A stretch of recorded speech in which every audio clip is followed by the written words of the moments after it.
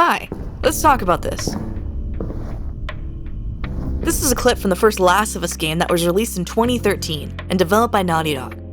The challenge here was to silence everything and design the sounds from the ground up. To keep things simple, I focused my sounds just to the player character, Joel. So let's get started. We start with Joel further entering a ruined cafe. Most of the time, in a large room, even if there's no electronics, you'll hear a low hum. I have two hums. I figured since the ceilings are tall, I want a low frequency hum and a slightly higher one. The blend of the two is what you hear.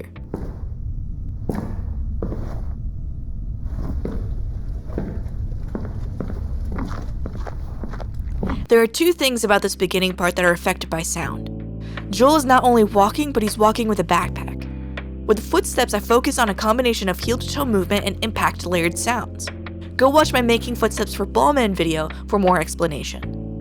To make the footsteps feel like they're in the world, I added some reverb to reflect the space Joel is walking in. I also added some sounds of clothing rustling. This causes sounds of the backpack to not feel totally out of place when you hear them.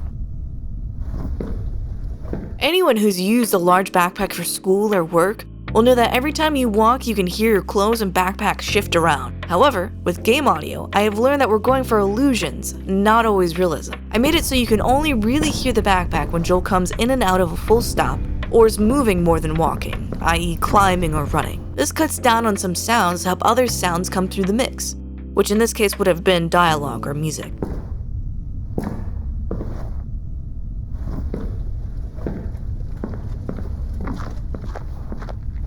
As Joel walks to the door, the sounds change because he is walking towards a wall, a large counter, and an open doorway. All of which are going to change things, as now sound has less time to travel before reflecting or dissipating into objects. I slowly fade out the reverb of his footsteps and change the impact sounds to match the material he's walking on. This cafe is a ruin. There is more debris at the doorway to change the sound of his footsteps.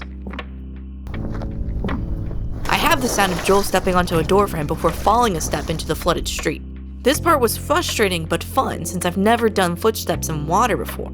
I have a satisfying dunk sound for that first drop, and then different sounds to show that his legs are wading through water, while his feet are still lifting in and out of the water he's walking in. I still have regular footstep sounds, but since his feet are in water, the sounds are muffled.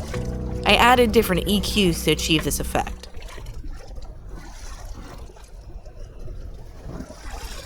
Let's go back to the dunk sound again. I use that sound not only to show that Joel is suddenly stepping onto a flooded street, but also as a transition of the ambient sounds of the cafe to that of the open street. I have water lapping and birds in the background to show that nature has truly taken over the city. You can hear them when Joel is standing still.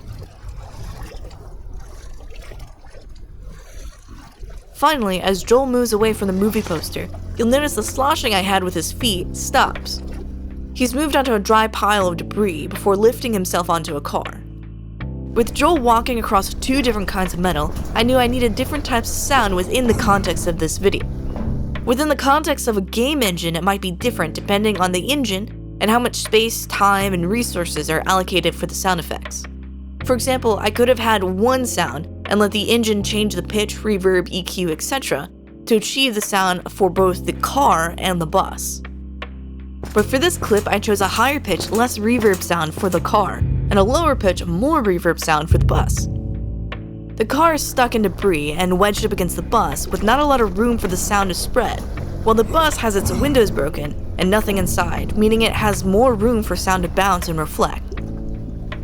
For funsies, I've added sounds of exertion. Yes, that's me.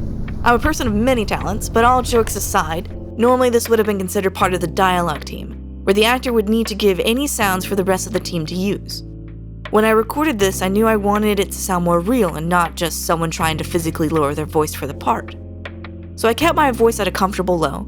I tried more breathy sounds, mainly holding and letting go of my breath. My reasoning was that when I pitched it down, it would be easier to make the format manipulation sound real. And all these ideas together sound like this.